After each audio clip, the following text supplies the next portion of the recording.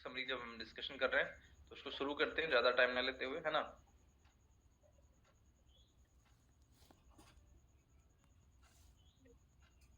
एक सेकंड, ठीक है। देखो गाइस, सबसे पहली चीज क्या है तो कि फर्स्ट थिंग इस बुक का नाम क्या है। बुक का नाम है द साइकोलॉजी ऑफ मनी। ठीक है। साइकोलॉजी ऑफ मनी बुक क्या बताता है कि आपको मनी के लिए किन किन तरीकों से सोचना चाहिए, क्या बिहेव करना चाहिए, और कैसे आप मनी अट्रैक्ट कर सकते हो, पैसे कैसे कमा सकते हो, पैसे को कैसे इन्वेस्ट कर सकते हो, और किन किन चीजों का ध्यान रखते हुए आप पैसे को डबल ट्रिपल या फिर बढ़ा सकते हो। ठीक है। ये बेसिक चीज, यही चीजें आपको इस बुक में बताई गई हैं। और एक चीज और बता दूं कि मैक्सिमम जो आपको सेल्फ हेल्प बुक मिलेंगी, सेल्फ हेल्प बुक का मतलब है ऐसी किताबें जो आपको सक्सेसफुल होने से रिलेटेड या पैसे से रिलेटेड या फिर ग्रो करने से रिलेटेड आपको बताने वाली है, उन सब चीज में कुछ चीजें आपको कॉमन ही मिलने वाली। ठीक है। कुछ मतलब कुछ खास चीजें आपको मिलेंगी जो आपको सभी किताबों में कॉमन मिलेगी, जैसे कि आप अच्छा सोचो। ठीक है। ये बहुत कॉमन सी बात है कि आप अच्छा सोचोगे ना, इधर आप मनी के बारे में हो चाहे किसी भी चीज के बारे में, अगर आप अच्छा सोचते हो तो डेफिनेटली मैक्सिमम चांसेस होते हैं उसमें अच्छा ही होना। ठीक है। अगर आप उस चीज के बारे में गलत सोचते हो तो वो आपके साथ गलत ही होनी है। मतलब एक बहुत अच्छा लॉ है, रूल भी कहते हैं, आपने कभी इंस्टाग्राम पे सर्च करते हो सुना भी होगा, नाम नहीं याद आ रहा है, कि आप जिस चीज से डरते हो अपनी लाइफ में कि यार ये चीज हो सकती है, यार गलत हो जाए, आप डर रहे हो, शुरू से डर रहे हो कि यार कहीं मैं बेरोजगार न रह जाऊं, कहीं मैं बेरोजगार न रह जाऊं, या मुझे ऐसा ना हो कि मेरे साथ कुछ ना हो। ठीक है। तो एट द एंड आपके साथ में यही होता है कि आपके साथ कुछ नहीं होता है, आपको लाइफ में कुछ अच्छी अचीवमेंट नहीं आती है। लेकिन जब आप ये फील कर रहे होते हैं कि लाइफ में कुछ अच्छा होगा, मेरी लाइफ में कुछ अच्छा होगा, मैं बहुत अच्छा कर पाऊंगा, बिल्कुल लॉ ऑफ अट्रैक्शन काम करता है वैसे ही, उतना अच्छा होता चलता चला जाता है। ठीक है। तो गाइस जब टू द पॉइंट बात करेंगे हमारी बुक के बारे में कि इस बुक में क्या है, इसके राइटर है मॉर्गन हाउसल जिन्होंने बुक को लिखा है। और बहुत ही लंबे एक्सपीरियंस के बाद, क्योंकि देखो किताबें पढ़ने का मतलब एक चीज बहुत अच्छी प्यारी बात होती है कि आप अगर एक मूवी देखते हो, ठीक है, तो मूवी में क्या होता है कि कुछ खास लोग का एक्सपीरियंस, कुछ टाइम का एक्सपीरियंस आपको शेयर किया जाता है, एक स्टोरी बताई जाती है। लेकिन जब आप किताबें पढ़ते हो ना, तो इंसान के कई साल के अनुभव को वो लिखता है, अपने एक्सपीरियंस को लिखता है, उस चीज से रिलेटेड जितने भी एक्सपीरियंस उसके होते हैं, जितना वो गैदर करता है, एक्सपीरियंस करता है, उसको आप पढ़ते हो, सीखते हो। ठीक है। और आप ये समझ लो कि जितना आप लाइफ में उसका 4 साल का 5 साल का एक्सपीरियंस अगर आपने सीखा, तो उसका मतलब आपने 4 साल का एक्स्ट्रा नॉलेज लिया। आप 4 साल खुद उस रिसर्च को ढूंढते, तब आपको वो इंफॉर्मेशन मिलती, लेकिन आपने उतना कम मेहनत किया क्योंकि उन्होंने वो नॉलेज गैदर कर रखी हुई थी, आप उसको, आपको वो चीज मिल गई। इसका एग्जाम्पल से समझ लो आप सीधा सीधा कि लेट सपोज जितने भी इन्वेंशन आज के टाइम पे हो रखे हैं, ठीक है, पिछले 2000 साल के बीच में जितने भी इन्वेंशन हो रखे हैं, अगर वो आज से आपको करने हो, ठीक है, तो कितना हजार साल लग जाने वाला है। टाइम तो बहुत लग जाएगा, राइट। 100 साल नहीं, 200 300 400 500 साल लगेगा। लेकिन चूंकि आप वो सारी इंफॉर्मेशन गैदर करी गई, इकट्ठा करी गई है, ऑर्गेनाइज करी गई है, जिसकी वजह से आप उसे पढ़ करके उससे एक अच्छा आउटकम निकाल के उसमें नेक्स्ट प्रोसेस ऐड ऑन कर सकते हो। अगर आज आपको फिर जीरो पे कर दिया जाए, फिर पूरी पॉपुलेशन को फिर से जीरो पे कर दिया जाए, तो दोबारा से चैट जीपीटी तक पहुंचने में भले टाइम कम लगे, लेकिन टाइम लगेगा। ठीक है, अच्छा खासा टाइम लगेगा चैट जीपीटी या फिर एडवांस लेवल की टेक्नोलॉजी तक पहुंचने के लिए, राइट।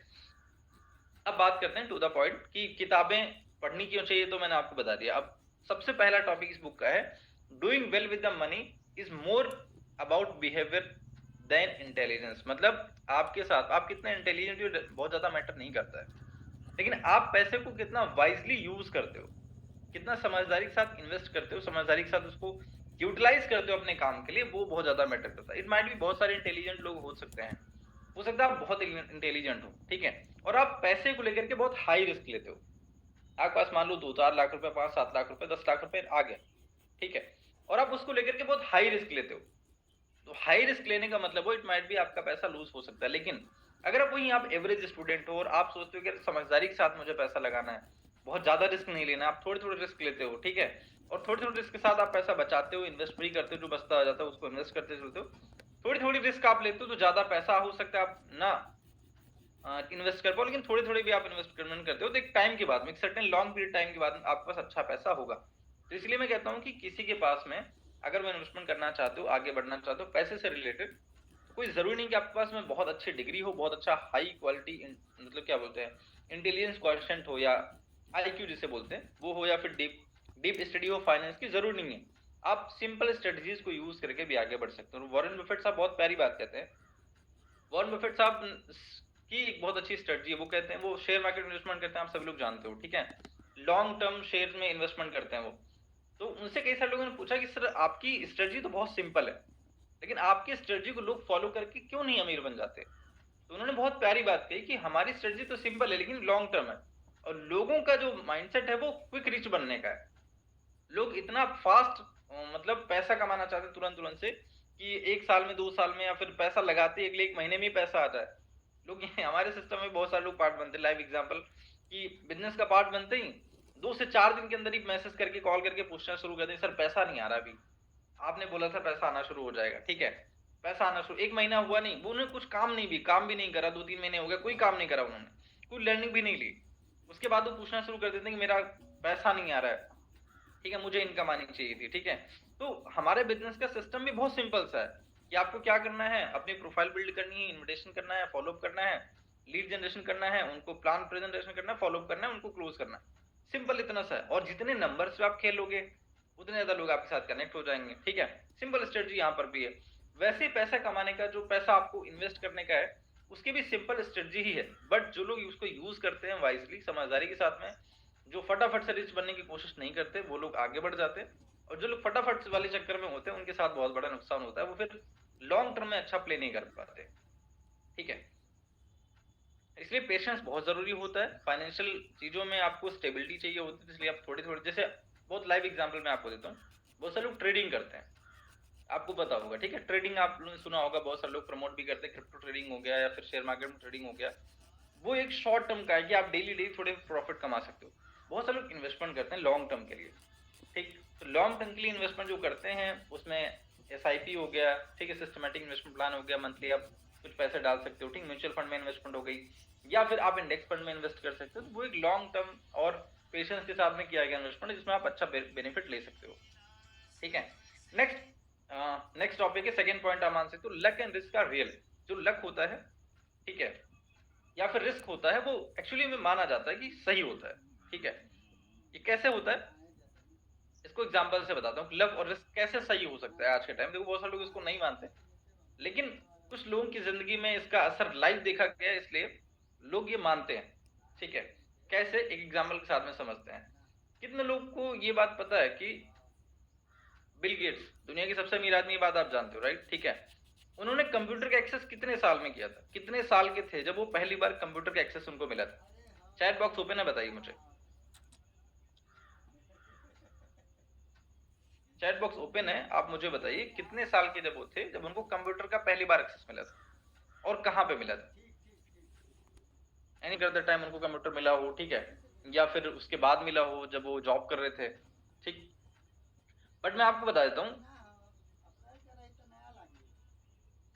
1970 की बात है, 1970, जब वो हाई स्कूल में पढ़ रहे थे, ठीक है। और हाई स्कूल में आप सोचो कि ऐसे स्कूल में वो पढ़ रहे थे जहां पे उनके स्कूल के अंदर में कंप्यूटर था, ठीक। तो मतलब वो पहले से ही इतने अमीर परिवार से बिलोंग करते थे, एक ऐसे स्कूल में उनको पढ़ने का मौका मिला जिस स्कूल में 1970 में ही कंप्यूटर रखा था, ठीक है।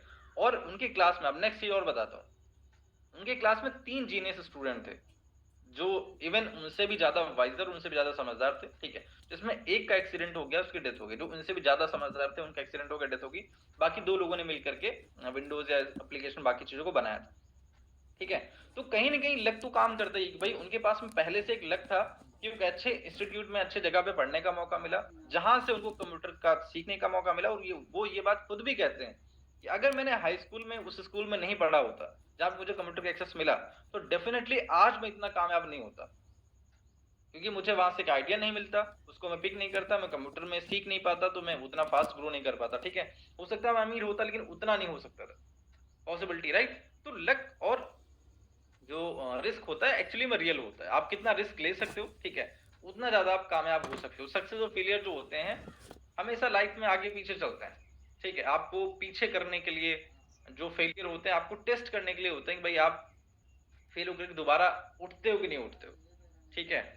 तो इसीलिए रिस्क जब आप लेते हो तो कैलकुलेटर रिस्क लेके चलिए, ठीक है। जब आपकी लाइफ में कुछ अच्छा, जो लक होता है समझ लो, जब आपकी लाइफ में कुछ अच्छा अनएक्सपेक्टेडली हैपन हो जाए, और रिस्क जो होता है वो समथिंग बैड, कुछ आपके साथ गड़बड़ हो जाए अनएक्सपेक्टेडली, ठीक, जिसमें आपका कंट्रोल नहीं होता है, वो रिस्क होता है, ठीक है। हाँ, उनके दोस्त का नाम था केंट इवांस, जो जिनकी एक्सीडेंटली डेथ हो गई थी, उनका नाम था केंट इवांस। बहुत सारे लोग देखो, वॉरेन बफेट की लाइफ के बारे में भी आपको बहुत कुछ नहीं पता हो, हम लोग बस उनकी ब्राइट साइड को जानते हैं कि भाई वो आज कामयाब हो गए, तो उनके स्ट्रगल को हम नहीं जानते, लेकिन उनके अच्छे दिनों को हम जानते हैं। हमें जानना चाहिए कि वो कहाँ से उठे हैं। कई सारे लोग इंडिया में भी, कई सारी गर्ल्स हैं, कई सारे वुमेन्स हैं जो आज वर्ल्ड वाइड लेवल पे फेमस है, लेकिन हम उनकी स्ट्रगल स्टोरी नहीं जानते हैं। बस इतना जानते हैं कि वो आज बन गए हैं, बहुत कामयाब है, हम आप भी बन सकते हैं। जब हम लोग ये स्ट्रगल स्टोरीज पढ़ते हैं तो हमें समझ में आता है कि हमें तो कुछ बर्दाश्त ही नहीं करा, हमें क्या ही मिलना चाहिए। ठीक है, सही बता रहा हूँ। आप देखो, जो 5 करोड़ 10 करोड़ की प्रॉपर्टी बना रहा है ना, वो भी कितनी मेहनत करता है। और आप सोचो कि आप कितना काम करते हो। आपसे बोला जाए 2 से 3 घंटे काम करना, 2 से 3 घंटे भी ढंग से नहीं करते लोग, और सोचते हैं कि पैसा आना शुरू हो जाए। तो यहाँ पर भी लोग पैसे कमा रहे हैं, लेकिन कौन लोग पैसे कमा रहे हैं? जो लोग मेहनत कर रहे हैं। मतलब मैंने छोटा सा टास्क दिया था आप सभी लोग, 15 से 20 मिनट का टाइम निकाल करके आपको एक ऑडियो बुक सुननी, ठीक है। अब ये छोटा सा टास्क आपने क्यों नहीं पूरा करा? क्योंकि आपके अंदर में वो सीरियसनेस नहीं रही। देखो, मैं रियली बता रहा हूँ। अब आप, कुछ लोगों को बुरा लग सकता है, ठीक है, आपके अंदर सीरियसनेस नहीं थी, या फिर आपने सुना नहीं। चलो, नहीं सुना अलग बात है, आपने नहीं ध्यान दिया होगा, लेकिन आपने नहीं देखा व्हाट्सएप ग्रुप में जाकर के, इसका मतलब ही आप सीरियसनेस नहीं है आपके अंदर में, ठीक है। आपको सुनना चाहिए। मैं सारे मैसेज को देखता हूँ ग्रुप में, इतने सारे व्हाट्सएप ग्रुप है, उसके बाद भी सारे मैसेज को देखता हूँ क्या क्या है। कुछ अप्रोप्रिएट होता है, उसको भी मैसेज डाल देता हूँ। कुछ ऐसा होता है, मान लो व्हाट्सएप ग्रुप में प्रमोशनल वीडियोस नहीं आ रहे, मैं डाल देता हूँ प्रमोशनल वीडियोस आने चाहिए, बाकी लोग की रिक्वायरमेंट है। मेरे पास किसी को फोन नहीं आया कि भाई प्रमोशनल वीडियो नहीं मिल रहा, लेकिन मैंने डाला, ठीक है, कि चाहिए। लोग नहीं डाले, सिर्फ लोगों ने डाला। तो ये चीज जो होती है ना, आप ऑब्जर्वेशन कैसे करते हो, आपको जो चीज मिल रही है उसका यूटिलाइज कैसे करते हो आप, ठीक है।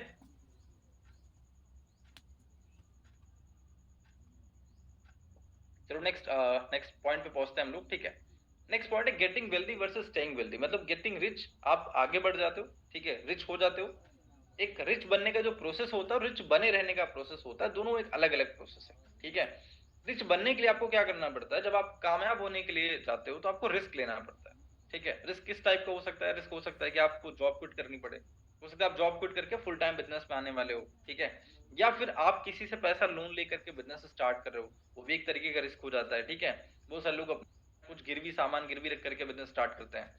या फिर आपको ये बात पता है कि अगर आप फेल हो गए तो आप इतने गर्त में चले जाओगे कि फिर उठना बड़ा मुश्किल हो जाएगा, उसके बाद भी लोग रिस्क लेते हैं। जो आज कामयाब लोग हैं, किसी के पास में, अब कई सारे एक्टर ही ऐसे होते हैं जिनकी मूवीज अच्छी, लगातार अच्छी नहीं जा रही होती हैं, ठीक है।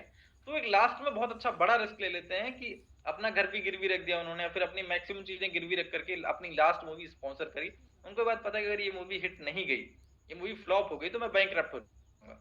उसके बाद भी कई सारे लोग कामयाब भी हो जाते हैं और कई सारे लोग बैंक भी हो जाते हैं। तो ये लक और रिस्क वाला जो बताया था मैंने, वैसा ही काम करता है, ठीक है। लेकिन वही रिस्क आपको लेते रहना चाहिए। रिस्क जो लोग नहीं लेते हैं वो लोग आगे नहीं बढ़ पाते। बहुत सारे लोग जॉब में इतने चिपके होंगे ना, आप यहाँ से भी वो पैसे कमा रहे हैं, 5 7 10 10 रुपए यहाँ से भी कमा रहे हैं, लेकिन वो रिस्क नहीं लेना चाहते। गेट वेल्दी होने का प्रोसेस ही है रिस्क लेना पड़ेगा आपको, ठीक है। कॉन्फिडेंस होना चाहिए, आप जो भी काम करो उसकी नॉलेज लीजिए, उसके अंदर में कॉन्फिडेंस आपके पास में अच्छा होना चाहिए। भाई मैं इसमें अच्छा कर पाऊंगा, मैं लोगों की हेल्प कर पाऊंगा, खुद तो अच्छा करूंगा ही, लोगों की भी हेल्प करूंगा, ठीक है। और दोनों के लिए आपको कामयाब बनने के लिए और कामयाब बने रहने के लिए स्किल और माइंडसेट दोनों चाहिए, ठीक है। अगर आपके पास में स्किल और माइंडसेट नहीं, नॉलेज ही नहीं है, और आपका दिमाग उस लेवल पे हाई नहीं बन रहा है कि मुझे उस लेवल पे जाना है या फिर उस लेवल पे कनेक्ट रहना है, तो फिर वो चीज नहीं हो पाएगी। बोल्ड डिसीजन, है ना, आपको डिसीजन लेना पड़ेगा कि भाई मुझे ये चीज करनी है तो करनी है, ठीक है। बोल्ड डिसीजन में एक बहुत, मैं लाइव एग्जांपल हम लोग के घर के आसपास वाला बताता हूँ जो हमारी सराउंडिंग में चलता है। लेट सपोज आपकी मीटिंग है, आपको पता है कि मेरी मीटिंग है, मुझे शाम को एक इंपॉर्टेंट मीटिंग अटेंड करनी है, सर बोले हैं कि एक स्पेशल मीटिंग होने वाली है, ठीक है। और आपके घर में आसपास में या फिर रिलेटिव में कहीं पे, हमारे गांव में नौता बोलते हैं, आप लोग जो सभी फंक्शन बोलते हो ना इंग्लिश में, ठीक है। तो हमारे यहाँ फंक्शन है, मान लो फैमिली में कहीं पे फंक्शन है, वहां पे बोला जा रहा है आपके घर वाले मैक्सिमम लोग जा रहे हैं, तो आपको भी जाना है। तो आप उसको अवॉइड करते हो या फिर उसमें जाते हो? ये होता है बोल्ड डिसीजन। बहुत बड़ा बोल्ड डिसीजन तो नहीं, बट आपके लेवल के हिसाब से तो बोल्ड है ही। क्या आप पापा को मना कर पाओ कि नहीं जाना है? ठीक, पापा बोल रहे कि चलना है चलना चलना है, इंपॉर्टेंट है वहां जाना है, और आप पापा को मना कर पाओ कि मेरा काम है मैं नहीं जा पाऊंगा, ठीक है। और एक बहुत मैंने रील में देखा था, बहुत अच्छा कंटेंट, ठीक है, कि घर के मसले चलते रहेंगे, घर की जो प्रॉब्लम्स है वो चलती रहेंगी, घर के मसले चलते रहेंगे, आपको अपने काम पे लगे रहना है, ठीक है। आपको अपने काम पे फोकस बनाए रखना है। ये चीज नहीं कि भाई घर के मसलों में आप भी उलझ गए घर की चीजों में, और फिर आप जब नाकामयाब हो जाओगे तो घर वालों के आप ब्लेम करोगे कि उनकी वजह से हम नहीं हो पाए। घर वाले आपकी नाकामी का ब्लेम कभी नहीं लेंगे। वो कहेंगे भाई मैंने आपको पूरी फ्रीडम दी थी, मैंने आपको पूरा जितना जितना पढ़ा सकते थे हम पढ़ाए, अपने आपके ऊपर जितना इन्वेस्ट कर सकते थे किया था, आप ही नहीं किए तो मैं क्या कर सकता हूँ। ठीक है, हार्ड वर्क और हसल तो आपको करनी भाई। आप जब डिसीजन लोगे तो उसके लिए आपको हार्ड वर्क मेहनत करनी पड़ती है। ठीक है, तो आप कोई सा भी बिजनेस स्टार्ट करते हो उसमें आपको दो तीन चीजों का ध्यान रखना पड़ता है। गेटिंग वेल्दी और स्टेइंग वेल्दी दोनों डिफरेंस है। स्टेइंग वेल्दी करने के लिए आपको क्या करना, जब आप रिच बने हो उसके लिए क्या करना पड़ेगा, सेविंग कंसिस्टेंटली। जब आपके पास पैसा आ रहा है, जैसे मान लो अभी आपके पास पैसा आता है, ठीक है, तो आप उसमें से कुछ पैसा बिजनेस में री इन्वेस्ट करो। ठीक है, री इन्वेस्ट मतलब मान लीजिए कि आपका एक महीने के अंदर में, लेट सपोज आपका एक महीने के अंदर $500 इनकम बना। ठीक है, तो आप उसमें कितना डॉलर री इन्वेस्ट करोगे, मतलब आप 30 से 40% आप री इन्वेस्ट करो बिजनेस में। जब तक शुरुआत अच्छी लेवल पर नहीं है, बहुत अच्छी इनकम नहीं आ रही, तब तक आप 20 से 30% या 40% तक आप री इन्वेस्ट करो।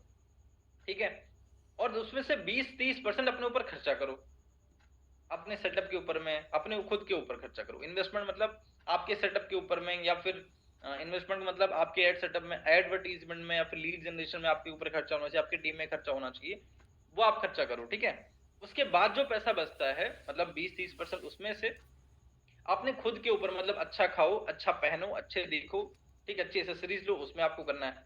बाकी जो बचता है उसको इन्वेस्टमेंट करो।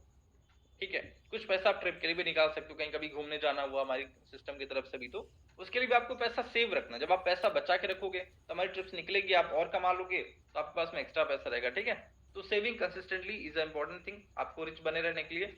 और साथ ही साथ में आपको ये भी ध्यान रखना है कि कहीं कोई गलती ना हो, जानबूझ के कोई ऐसी गलती ना कर दो आप। ठीक है, मतलब सावधानी पूर्वक चीजों को करना है। इन्वेस्टमेंट कर रहे हो आपको तो कुछ भी, ठीक है, फाइनेंशियल रिस्क आप ले रहे हो तो उसके हिसाब से बड़ी इन्वेस्टमेंट आपकी नुकसान ना हो जाए। ठीक है, और ऑलरेडी सारी चीजों का मतलब बैकअप लेकर के चलो। कोई भी चीज अगर आपका, जैसे हमारे बिजनेस में, अपने बिजनेस की बात करते हैं, अपने बिजनेस में बैकअप क्या चीज होती है। अपने बिजनेस बैकअप का मतलब है कि आपका सबसे ज्यादा बिजनेस कहाँ से आता है, इंस्टाग्राम से आता है, फेसबुक से आता है, व्हाट्सएप से आता है। ठीक है, तो आपका ये बैन नहीं होना चाहिए। जो आपके एसेट्स हैं, मोस्टली हमारे पास तो यही है ना कि इन्हीं से हम पैसा बना रहे हैं। ठीक, हमारा ऐड चलता है इंस्टाग्राम से, फेसबुक से, इन सारी चीजों से चलता है, तो ये आपका बैन नहीं होना चाहिए। और अगर आपका बैन होता भी है तो आपके पास क्या बैकअप है, आप दूसरा अपना अकाउंट बना के रखो, 2-3 नंबर व्हाट्सएप के लेके रखो। ठीक है, व्हाट्सएप क्लोनिंग करके उनको कहीं पे ऑन रखो, अपने व्हाट्सएप में ही ऑन करके रख लीजिए। ठीक है, आपकी फैमिली फ्रेंड किसी के परिवार में व्हाट्सएप ओपन करके रख लीजिए। ठीक है, जिससे आप बाद में यूटिलाइज कर सको। ठीक है, अब और क्या है, इंस्टाग्राम को भी आप दूसरे फोन में, मतलब इंस्टाग्राम के लिए जरूरी है, आप ध्यान रखना, इंस्टाग्राम अगर आपका बैन हुआ तो उस फोन में जितने भी इंस्टाग्राम अकाउंट होंगे सारे चले जाएंगे। जो भी आपका फेसबुक अकाउंट होगा वो भी चला जाएगा। तो आपको क्या करना है, दूसरे फोन में एक व्हाट्सएप ग्रुप भी ओपन करना है, साथ ही साथ दूसरे ग्रुप में, दूसरे फोन में आपका एक इंस्टाग्राम अकाउंट भी होना चाहिए, फेसबुक अकाउंट भी होना चाहिए। सारी चीजें एक दो एक्स्ट्रा ही होनी चाहिए। चाहे पापा के फोन में ऑन करके रख दो, कोई दिक्कत नहीं, आप यूज मत करो, डज नॉट मैटर। ठीक है, लेकिन अब यूज अगर इंस्टाग्राम अकाउंट बना रखा है तो कुछ आप थोड़े थोड़े पोस्ट करते रहो, उसमें फॉलोअर बढ़ा लो। ठीक है, जैसे लोग ट्रस्ट कर पाए आगे चल के। तो आपको अपनी चीजों पे कंट्रोल रखना है और उसका बैकअप बना के रखना है। ठीक है, नेक्स्ट पॉइंट है, थर्ड पॉइंट हो गया। ठीक है गाइस, एक ही फोन है तो संजना जी कोई बात नहीं, आपकी फैमिली में किसी के पास में फोन है बना के रख लीजिए उसमें। ठीक है, मुझे पता है सबके पास एक ही फोन होता है, मैक्सिमम लोगों के पास में, अभी किसी के पास 3-4 फोन नहीं होते।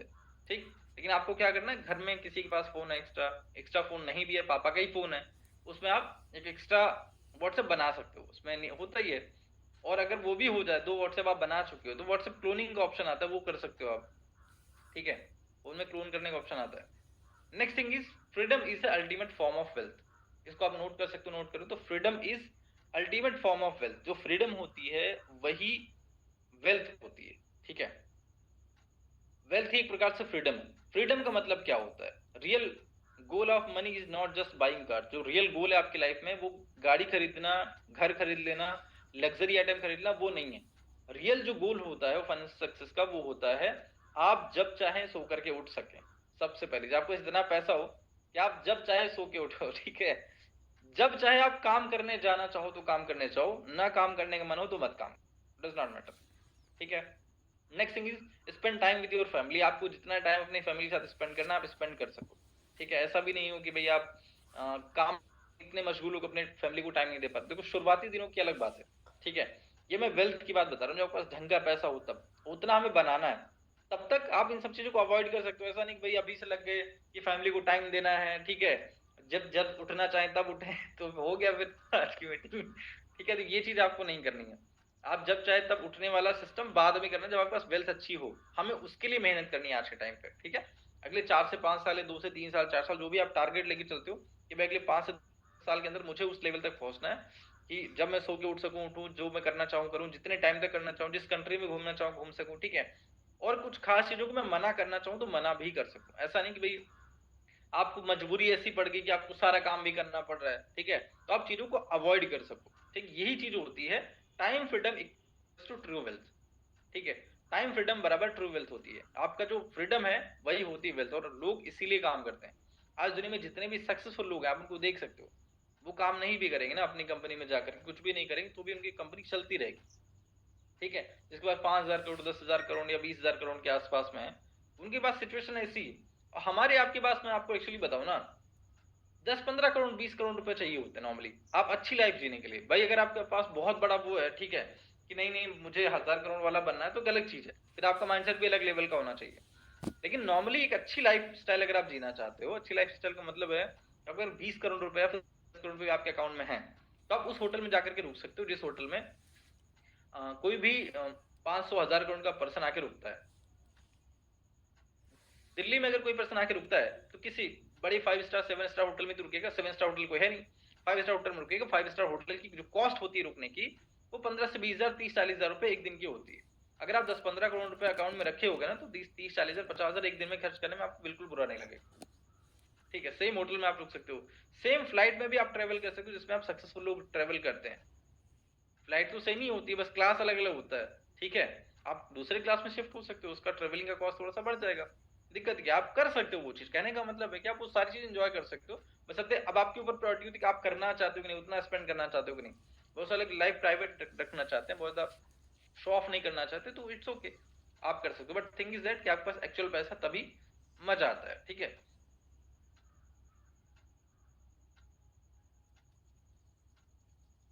एक्चुअली बहुत सारे लोग ना सोचते हैं कि एक बहुत प्यारी चीज आप लोग सभी लोगों ने सुना होगा कि लोग जब सक्सेसफुल हो जाते हैं, ठीक है, तो कई सारे लोग बोलते हैं कि भाई पैसा सब कुछ नहीं होता, राइट। आप लोगों ने सुना होगा उनकी जुबानी से कि जब वो उनके पास में 1,000 करोड़ है 500 करोड़ है, तो उसके बाद साधु बन जाते हैं, बाबा बन जाते हैं, ठीक है।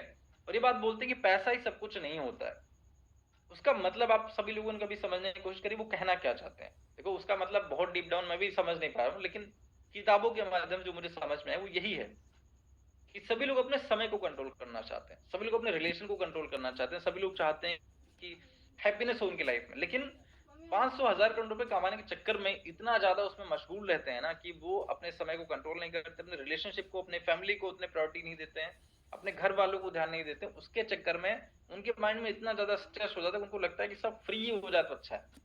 और सब फ्री होने का सबसे अच्छा तरीका क्या है, आप बाबा बन जाओ, ठीक है, या आप किसी ऑर्गेनाइजेशन को ज्वाइन कर लो। देखो मैं किसी को बुराई नहीं कर रहा हूँ, मैं फ्रीडम की बात बता रहा हूँ, ठीक है। इसे कोई ऑफेंसिव मत लेना, नहीं पता चले कि आप कल को मेरे ऊपर बोलना शुरू कर दो, ठीक है। मैं एक बात बता रहा हूँ किताबों से जो नॉलेज मिलती है। अगर आप 1 करोड़ रुपए महीना कमा रहे हो, ठीक है, और अपना शेड्यूल आप मेंटेन नहीं कर पा रहे हो, ठीक, और कोई ऐसा पर्सन है जो भाई 10 लाख रुपए भी महीना कमा रहा है बट आराम से अपने रिलेशनशिप को फैमिली को टाइम दे पा रहा है, सारी चीज को मैनेज कर पा रहा है, तो आपसे ज्यादा वेल्दी है वो, ठीक है। आपसे ज्यादा उसका परिवार खुश है, वो खुश है, right.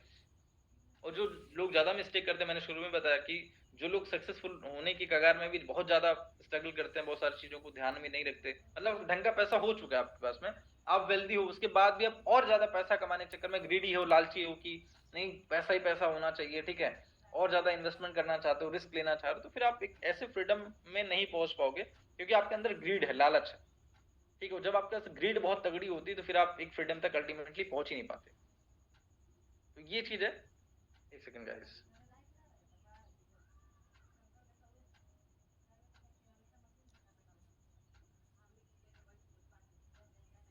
Next save money even without a specific goal. देखो अगर आपके पास कोई स्पेसिफिक गोल नहीं है तो भी आपको पैसा बचाना, ये तो मैंने आपको शुरू में ही बोला था, ठीक है। अगर आपके पास में स्पेसिफिक गोल नहीं है कि आपको गाड़ी खरीदनी है या फिर आपको ट्रिप पे जाना है या फिर आपको वेडिंग में इन्वेस्टमेंट करना है या फिर आपका मतलब शादी वादी परिवार कुछ भी है, स्पेसिफिक गोल नहीं है आपके पास में ना, तभी आपको सेव करना चाहिए, पैसे बचाना चाहिए। क्योंकि सर्टेन टाइम के बाद गोल बन जाएगा। गोल अभी नहीं है आपको इन्वेस्टमेंट करने का, पैसा खर्च करने का, तो बाद में करो, कोई दिक्कत नहीं।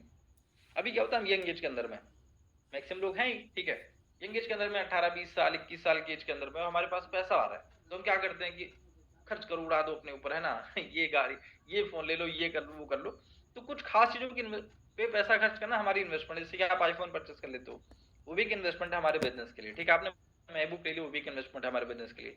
आप अच्छा कपड़ा पहनते हो, अच्छा खाते हो, वो भी इन्वेस्टमेंट ही है हमारे बिजनेस के लिए। बट आइदर देन इसके अलावा कुछ आप करते हो, ठीक है, कि आप एक रिलेशनशिप बनाने के चक्कर में वहां पे पैसा खर्च कर रहे हो, बहुत सारे एक्स्ट्रा पैसा खर्च कर रहे हो, ठीक है। आप आइदर गर्ल्स हो या बॉय हो, ठीक है, अपने आप को शो ऑफ करने के लिए, जिससे आप नए रिलेशनशिप में आ सको, वो एक वेस्ट ऑफ मनी है। क्योंकि आपको पता है अल्टीमेटली उससे आपको कोई फाइनेंशियल प्रॉफिट नहीं आने वाला है, ठीक है, और ना ही उससे इमोशनल प्रॉफिट आने वाला है। होना वही है जो मम्मी पापा चाहेंगे आपके ठीक है।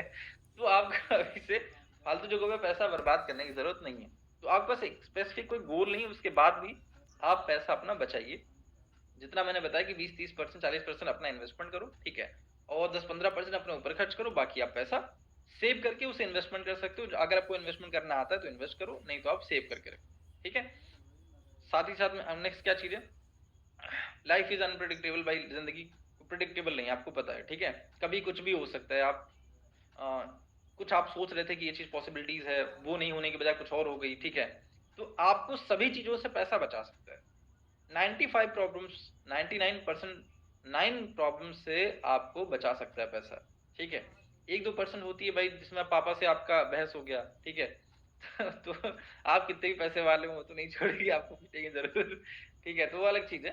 बट 95% प्रॉब्लम से आप पैसा बचा सकते हैं। आपको तो आप देखोगे भी, ऑब्जर्व करोगे, आपको पता चलेगा कि मैक्सिमम परिवारों में या फिर मैक्सिमम बिजनेसेस में जो प्रॉब्लम आती है वो पैसे को लेकर की जाती है, ठीक है। तो पैसे से रिलेटेड अगर क्लैरिटी आपके पास में है तो आपको कोई दिक्कत खास होती नहीं, ठीक है। दूसरी बात है, जो दिक्कत की बात अलग है, अगर आपके पास पैसे हैं तो कोई नई अपॉर्चुनिटी आपके पास में आती है, कोई नया चांस आपके पास। लेट सपोज एक एग्जांपल बताता हूँ, मान लो स्टॉक मार्केट आज ही एकदम क्रैश हो जाए, डाउन हो जाए, ठीक है, और आपको पता है कि 2-3 दिन तक डाउन ही रहेगा और डाउन जाएगा, ठीक। तो 2-3 दिन अगले और डाउन जाता है और आपके पास में 5-7 लाख रुपए हैं, तो आपको पता है कि मार्केट एकदम डाउन है, अब इसकी डाउन नहीं जाएगा, अब इसके ऊपर ही उठना है, ठीक। तो आपने पैसा डाल दिया 10 लाख रुपए, अगले 3 महीने के अंदर वो मार्केट वापस से खड़ा हो गया। अब अगर आज 50% मार्केट डाउन हो गया तो अगले 3 महीने के अंदर आपके पैसे का 50% प्रॉफिट हो जाएगा कि नहीं हो जाएगा? हो जाएगा। कोरोना के टाइम पे क्या हुआ था, कोरोना के टाइम पे मार्केट बहुत डंप हुई थी, बहुत नीचे गई थी, ठीक है। अब उस पैसे उस टाइम पे हम और आप जैसे लोग क्या सोचते हैं, मार्केट नीचे जा रही है, अब यार नुकसान हो जाएगा, पैसा निकालते हैं, अब डालना सही नहीं क्योंकि नीचे जा रही है। लेकिन समझदार लोग उस समय लोन लेकर के पैसा इन्वेस्ट किए, क्योंकि उनको पता था कि अभी अभी मार्केट डाउन है, आने वाले 1-2 साल के अंदर में ये नेक्स्ट लेवल पे हो जाएगी। मैं उस समय ट्रेडिंग नहीं करता था, पहली बार मैंने ट्रेडिंग शुरू करी थी जब मैं, मतलब क्या बोलते हैं, जब लॉकडाउन लगने वाला था तब, ठीक है। तो मैंने ट्रेडिंग शुरू करी थी, थोड़े थोड़े रूल्स रेगुलेशन आ गए थे कि आप घर पहुंच जाओ, ये हो जाए वो हो जाए, ठीक है। तो मैंने ट्रेडिंग शुरू किया, तो मैंने कहा देखते हैं सीखते हैं, बहुत सारे लोग ट्रेडिंग ट्रेडिंग बोलते हैं, मैंने शुरू किया। 10,000 रुपए की इन्वेस्टमेंट से शुरुआत करी थी, मैं अपना लाइव एग्जाम्पल बता रहा हूँ। और कुछ मैं प्रॉफिट भी कमाया मैंने, टाटा शेयर्स में मैंने प्रॉफिट कमाया कुछ, ठीक है। तो 1,000-2,000 रुपए डेली का मैं कमा ले रहा था उस टाइम। तो 3-4 दिन लगातार मैंने प्रॉफिट कमाया, लेकिन चौथे पांचवें दिन के बाद लॉकडाउन की खबर आई, ठीक है, मार्केट पूरा क्रैश हो गया। अब मुझे पता ही नहीं लॉकडाउन गया, कुछ कुछ खास न्यूज है जिसकी वजह से, लॉकडाउन नहीं, कुछ दूसरी न्यूज थी जिसकी वजह से मार्केट डाउन हो गया। अब मैं सोच रहा हूँ कि टाटा मोटर्स जो है शेयर डेली बेसिस पे 1 या 2% ऊपर जा रहा था, ठीक है। जिनको नहीं समझ में आ रहा थोड़ा थोड़ा आप बर्दाश्त कर लो 2 मिनट, ठीक है तो मार्केट जो नीचे डेली जा रहा था, डेली ऊपर जा रहा था, उस दिन वो नीचे जाने लगा। तो मुझे लगा अब 1% डाउन हो गया है, उसके अब ऊपर उठेगा। फिर मैं सोचा चल कोई बात नहीं, 2% डाउन हो गया, अब और क्या ही नीचे जाएगा, अब ऊपर उठ जाएगा, ठीक है। वो 3% 4% होते हुए 10% नीचे चला गया, ठीक है। अब 10% में पूरा कैपिटल घुस जाता है, मतलब जितना भी आपने पैसा लगा रहा उतना चल रहा था। बट मैंने क्या किया था, 4% के ऊपर मैंने पूरा पैसा निकाल लिया। तो 10,000 की इन्वेस्टमेंट, मेरा 4,000 रुपये उसमें चले गए। तो मैंने उस दिन की बात सोच ली, ट्रेडिंग एक बार मैं सीखूंगा तभी मैं ट्रेडिंग करूंगा, नहीं तो नहीं करूंगा ठीक है। तो ट्रेडिंग मैंने बंद कर दी। तो कहीं ना कहीं आपके पास में आपको एक प्रिडिक्टेबल चीज पता होनी चाहिए, ठीक है, और साथ ही साथ में अपॉर्चुनिटीज और रिस्क आपको पता होना चाहिए, कितना अपॉर्चुनिटी है कितना रिस्क है, ठीक है। अब इन्वेस्टमेंट की बात करूंगा, ट्रेडिंग में रिस्क है आपको पता है, लेकिन इन्वेस्टमेंट में ज्यादा रिस्क नहीं होता है। तो मार्केट जब डाउन हुई तो उस टाइम पे अगर मैं पैसा लगा देता, वही जिसमें टाटा मोटर्स की मैं बात कर रहा हूँ, उस समय 180-90 के आसपास में शेयर था, ठीक है। अभी आई थिंक 400, 450, 500, 600 के आसपास में वही टाटा मोटर्स। अगर उस समय मैंने 10,000 रुपये लगा दिए तो आप करीब 20-22,000 रुपये होते। ठीक, तो ये क्या होता है, उस टाइम पे मुझे उतना नॉलेज नहीं था, लेकिन फिर जब मैंने स्टडी करी, पढ़ा, तो समझ में आया कि इसमें इन्वेस्टमेंट किया जा सकता है। ठीक है, आपके पास पैसे होंगे तो आप उसका फायदा ले सकते हो। ठीक है, दूसरी बात है कि पैसा भाई आपकी सबसे बड़ी सेफ्टी है, राइट, इसलिए आपको सेव करना चाहिए।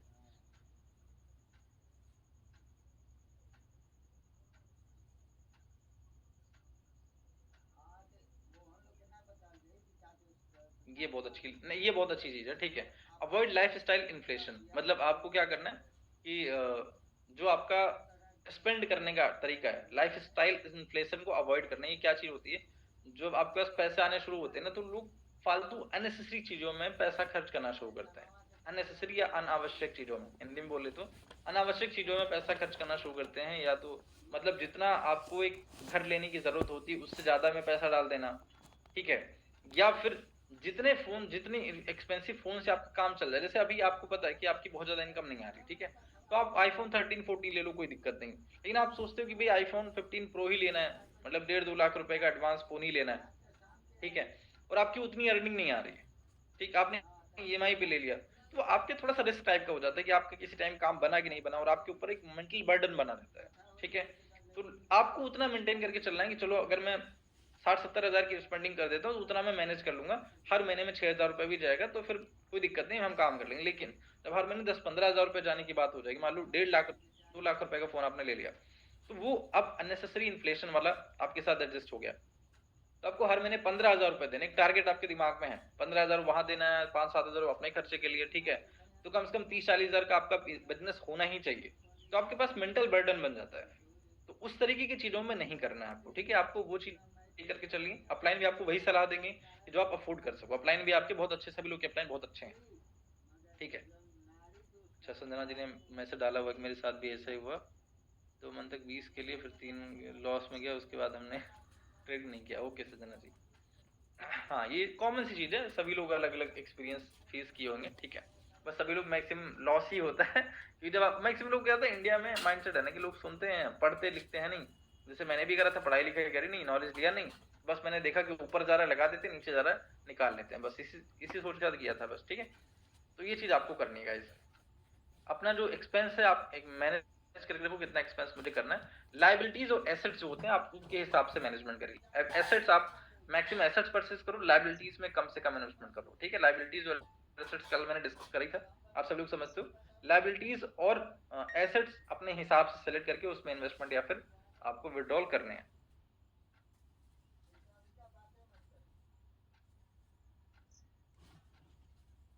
ये बहुत अच्छा पॉइंट है। ठीक है, compounding is the 8th wonder of the world. ठीक है, अभी मैंने शुरुआत में वॉरेन बफेट साहब की बात करी थी। कंपाउंडिंग कितने लोग जानते हैं, एक बार बताइए। कंपाउंडिंग इंटरेस्ट अगर मैं बात करूं, कंपाउंडिंग इंटरेस्ट कितने लोग जानते हैं? खुशी जी जानते हैं, चलो। और इसके अलावा हैंड रेज कर सकते हो, मैं देख रहा हूँ सभी लोगों को। जितने लोगों को वीडियो कैमरा ओपन है ना, आप हैंड रेज भी कर सकते हो, मैं देख रहा हूँ आप सभी लोगों को। कंपाउंडिंग इंटरेस्ट कितने लोग जानते हैं, या क्या बोलते हैं, कौन सा ब्याज है ये? नहीं, हिंदी में क्या बोलते हैं इसको, किसी को पता हो तो लिख सकते हैं। कंपाउंडिंग इंटरेस्ट को हिंदी में अगर क्या बोलते हैं, कोई चक्रवृद्धि ब्याज आई थिंक बोलते हैं, है ना?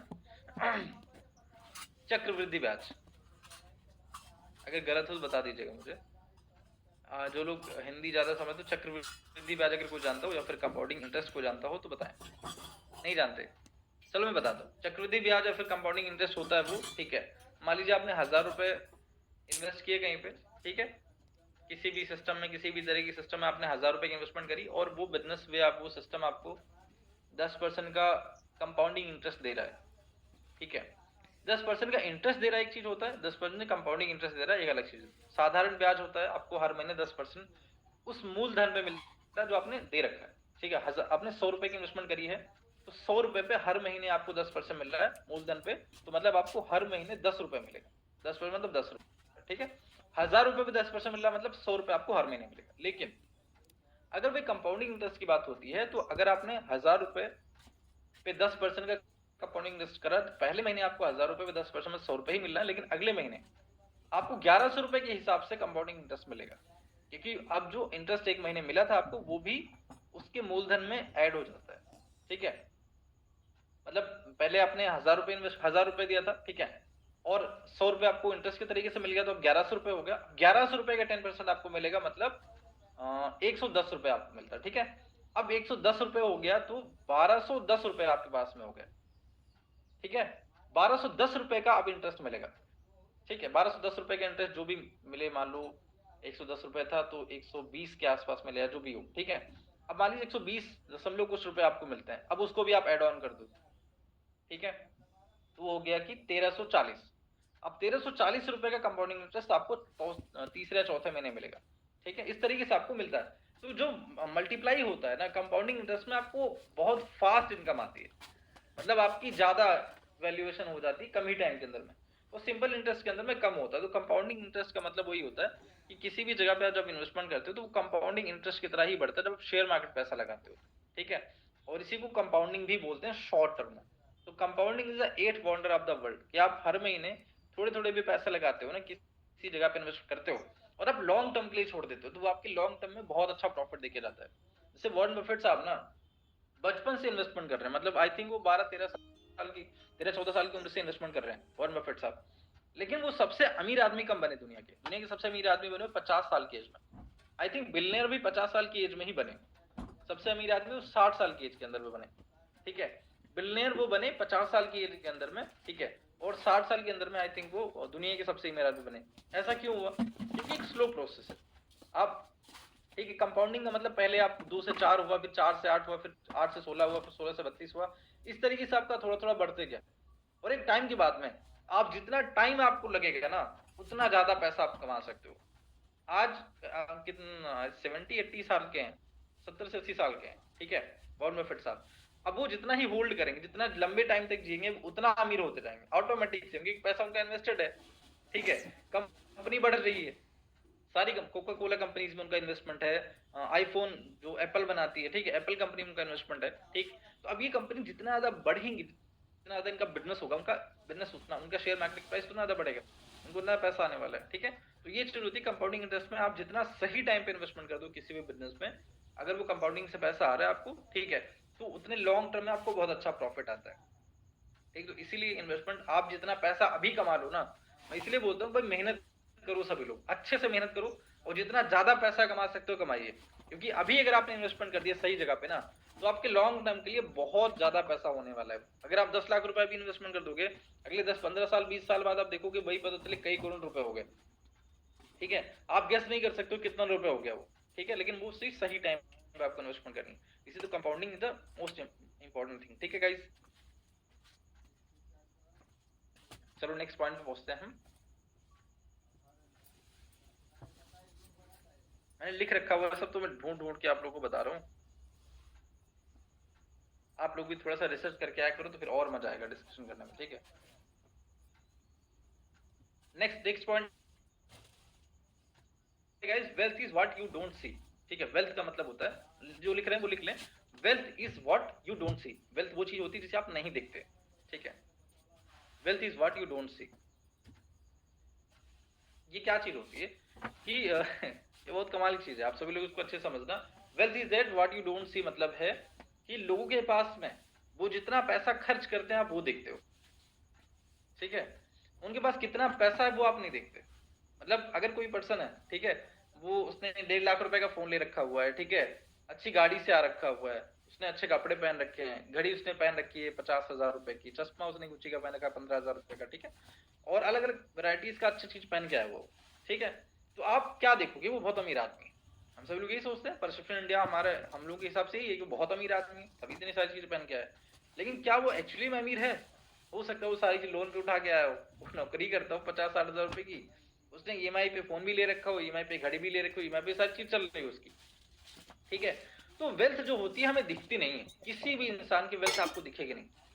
आप जज कर सकते हो, अलग चीज है कि भाई इतना उसके पास में है तो उसके बैंक अकाउंट में कितना होगा, लेकिन आप इस जज करने के प्रोसेस में गलत भी हो सकते हैं, क्योंकि आज के टाइम का दिखावे का टाइम है, ठीक है। और हम लोग का प्रोफेशन का तो बिल्कुल दिखावे का है ठीक है। हमारे पास हो सकता है कि आईफोन हो, लेकिन उतना बैंक अकाउंट में ना हो, ठीक है। तो जो वेल्थ होती है ना वो एक्चुअली वो दिखती नहीं, और आपको बनाने भी वेल्थ वैसी ही है जो आपको दिखानी कम पड़े, ठीक है, और एक्चुअली में आपके पास ज्यादा हो, ठीक है। तो most people think someone is rich because they drive a luxury car. लोग सोचते हैं जिनके पास लग्जरी कार है बहुत अमीर आदमी है, ठीक है, या ब्रांडेड कपड़े पहन रहे हैं या बड़े हाउस बड़े घरों में रह रहे हैं, वो बहुत अमीर आदमी। बट एक्चुअली में उनके बैंक बैलेंस में कितना पैसा है, उनकी इन्वेस्टमेंट कितनी एसेट्स पे है, ये मैटर करती है उनके पास एक्चुअली पैसा कितना है। रियल वेल्थ वो होती है जो छुपी हुई होती है, दिखती नहीं है रियल वेल्थ, ठीक है। अब कई सारे गाँव के लोग आपने देखे होंगे धोती कुर्ता पहन के टहल रहे हैं, ठीक है, पता चलेगा आपको 100 बीघा जमीन उनके पास में, आपको पता ही नहीं, आप सोच रहे हो कि भाई ये तो नॉर्मल आदमी है गांव के, ठीक है, लेकिन 100 बीघा जमीन है, सब चल रही है, सब खेती होती है, ट्रैक्टर उनके घर में 10-10 ट्रैक्टर खड़े हुए हैं, घर उनका अकेले बना हुआ बहुत बड़ा सा घर बना हुआ है, लेकिन वो धोती कुर्ता ही पहन के टहलते हैं। अब आप उनको जज करोगे देख कर तो आपको लगेगा इनके पास कुछ है ही नहीं, लेकिन एक्चुअल वेल्थ वही है, उनके पास ढंग का पैसा लेकिन वो दिखता नहीं है, ठीक है। कई सारे लोग साउथ इंडिया में तो कई सारे एक्टर भी ऐसे रहते हैं, कई सारे साउथ इंडिया में बिजनेसमैन भी ऐसे रहते हैं जो सिंपल अपैरल्स में रहते हैं। रजनीकांत साहब मुझे बहुत फेवरेट लगते हैं, साउथ इंडिया के एक्टर रजनीकांत जी। तो वो क्या है, बहुत नॉर्मल, आप उनको नॉर्मल जब देख लोगे नॉर्मल अपैरल्स में आपको लगेगा यार ये एक्टर है ही नहीं, इनके पास इतना पैसा कैसे हो सकता है, ठीक है, ये तो लगते ही नहीं अमीर आदमी है, क्योंकि वो सिंपल शर्ट और पैंट पहने रहते हैं, फिर जो भी उधर चलता है वो पहनते हैं, ठीक है, लुंगी टाइप को पहनते हैं, तो आपको लगेगा नहीं इतना अमीर आदमी, लेकिन एक्चुअल वेल्थ भाई कुछ और ही है, ठीक है। तो हिडन जो होती है, छुपी हुई, जो आपके पास बैंक बैलेंस में, जो इन्वेस्टमेंट में है, ठीक है, जो एसआईपी में आप कर रखे हो वो चीज आपकी, या फिर आपके पास प्रॉपर्टीज है, वो एक्चुअल वेल्थ होती है। तो आपको उस पे बनाने पे फोकस करना है, दिखावे पे फोकस तो करने, क्योंकि बिजनेस दिखावे का है, लेकिन आपके पास एक्चुअली में होना चाहिए उस पर ज्यादा काम करना है, ठीक है। तो हमें जो वही दिखता है जो लोग ऑलरेडी खर्च कर चुके हैं, मतलब उसका पैसा उनके पास में नहीं है, ठीक है, और उनके अकाउंट में कितना है हमें नहीं पता होता है, तो हमें इस पे जज नहीं करना होता, ठीक है। ओके गाइस, तो नेक्स्ट पॉइंट भी डिस्कशन करते हैं। आज तो मीटिंग काफी लंबी चल रही है मुझे लगता है ना। मजा आ रहा है गाइस कि नहीं मजा आ रहा है? चैट बॉक्स मुझे बताइए, अच्छा लग रहा है अभी? अच्छा लग रहा है सभी लोगों को? चलो बढ़िया है, बहुत अच्छी बात है।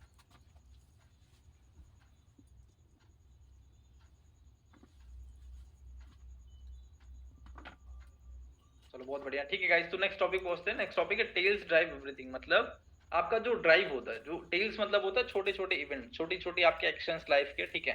ड्राइव एवरीथिंग मतलब होता है कि आपकी लाइफ की सभी चीजों को वही कंट्रोल करते हैं, जो आप डेली छोटे छोटे एक्शन लेते हो, छोटी हैबिट्स बनाते हो, ठीक है, वही आपकी लाइफ को एक्चुअली में मेंटेन करते हैं, राइट। वो चाहे फाइनेंस से रिलेटेड हो, चाहे आपकी हैबिट से रिलेटेड हो, चाहे हर किसी भी फील्ड से रिलेटेड हो, वो आपकी एक्चुअल इनर जो होता है ना, आपकी इनरनेस जो होती है उसको शो करता है। अब मान लो छोटी हैबिट्स क्या होती है, छोटी हैबिट्स होती है आप मॉर्निंग में उठते हो, ठीक है, तो मॉर्निंग में आप 7 बजे आपको जबरदस्ती उठाया जाता है कि आप खुद उठ जाते हो 4-5 बजे 6 बजे, है ना, ये मैटर करता है।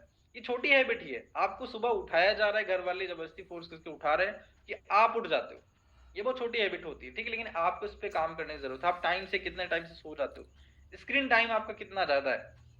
बहुत सारे लोग 10-10 12-12 घंटे फोन ही देख रहे हैं, 1-2 घंटे टाइम, अब उनको पता है कि मुझे ये बोला गया, अपलाइन ने बता रखा है कि मुझे 2 से 3 घंटे काम करना है, तो 2 से 3 घंटे ही काम करते हैं, बाकी टाइम वो रील देख रहे हैं।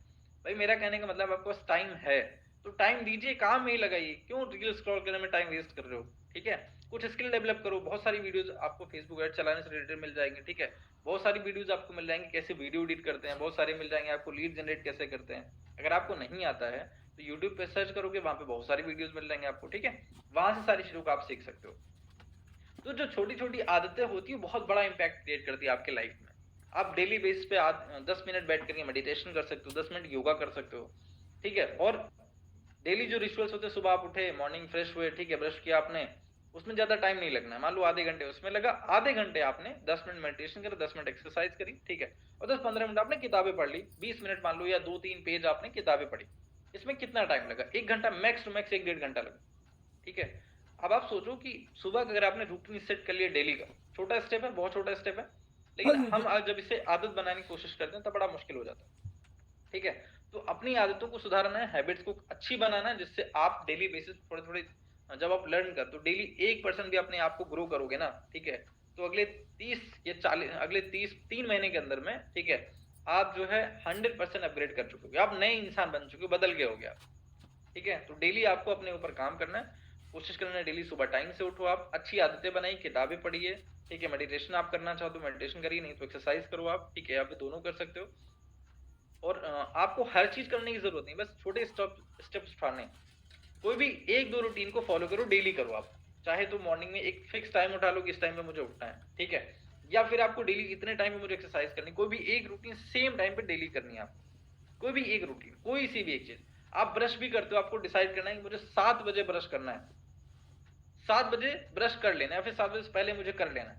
आपने 7 बजे कर लिया, दिन का एक फिक्स रूटीन आप बना लो। फिर जब आप एक बना लेते हो तो उसके बाद 1 बाई 1 बाकी चीजों पे भी आपको टाइम देना है कि मुझे ये टाइम पे ये करना है, ये टाइम पे ये करना है। पहले एक चीज के लिए रूटीन बनाओगे, उसके बाद बाकी चीजों के लिए बनाना शुरू हो जाएगा, ठीक है।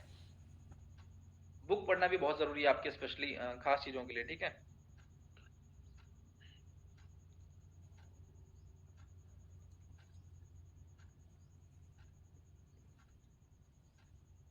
Next is you are not alone, don't compare yourself to others. आप दूसरों से कंपैरिजन मत करो अपने आप को, ठीक है। आप जैसे स्ट्रगल कर रहे हो वैसे दूसरे लोग भी हैं, दूसरे लोग भी स्ट्रगल कर रहे हैं। दूसरे का स्ट्रगल अलग हो सकता है, आपका स्ट्रगल अलग हो सकता है। उनका बैकग्राउंड अलग हो सकता है, आपका बैकग्राउंड अलग हो सकता है। उनकी फाइनेंशियल स्टोरी अलग हो सकती है, आपकी फाइनेंशियल स्टोरी अलग हो सकती है, ठीक है। उनके गोल और माइंडसेट में और आपके गोल माइंडसेट में जमीन आसमान का अंतर हो सकता है। तो आप किसी इंसान को देख करके अपने से कंपेयर मत करिए, ठीक है।